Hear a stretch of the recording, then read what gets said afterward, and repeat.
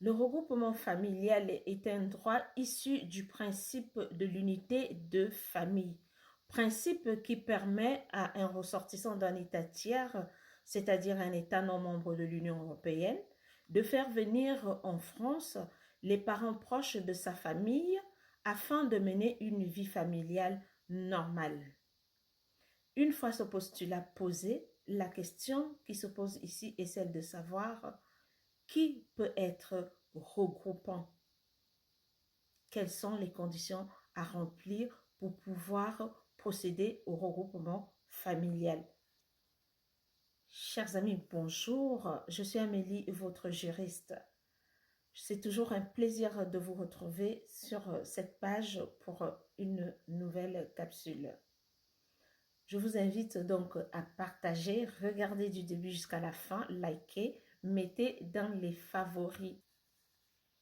Pour se prévaloir du droit au regroupement familial, le regroupant doit être, bien sûr, un ressortissant d'un État non membre de l'Union européenne. Il doit avoir résidé de façon légale sur le territoire français pendant au moins 18 mois. Il doit se prévaloir de la titularité d'une carte de séjour temporaire d'une durée d'au moins 1 an, d'une carte de séjour pluriannuelle, d'une carte de résident d'une durée de 10 ans ou d'une durée indéterminée, d'un récépissé de renouvellement de l'une des cartes suscitées. Attention, il faut bien le noter, la résidence de 18 mois n'est prise en compte que si le regroupant a vécu en situation régulière.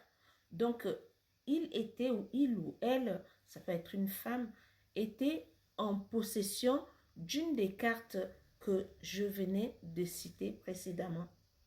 Ou exceptionnellement, si durant les 18 mois, il a été en possession des documents suivants. Un visa long séjour valant titre de séjour, une carte de séjour temporaire d'une durée inférieure à 1 an.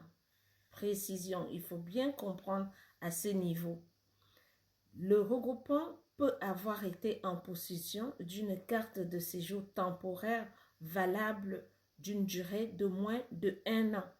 Mais cette carte a été renouvelée au fur et à mesure et la durée des renouvellements totale atteint les 18 mois. Un récépissé de demande de première délivrance ou de renouvellement d'un document de séjour, une attestation de demande d'asile, une autorisation provisoire de séjour.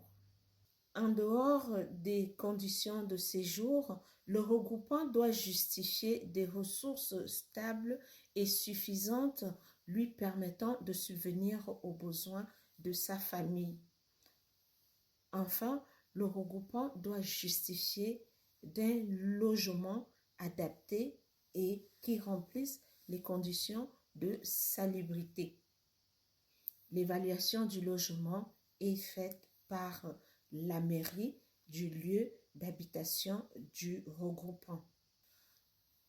Voilà pour ce qui concerne le regroupant. Dans une autre capsule demain, je vais vous parler donc cette fois-ci des membres de la famille qui font l'objet du regroupement familial. Je vous souhaite une bonne soirée à tous. Si vous avez plus de questions, vous pouvez me retrouver en live à défaut de les poser dans les commentaires. À bientôt.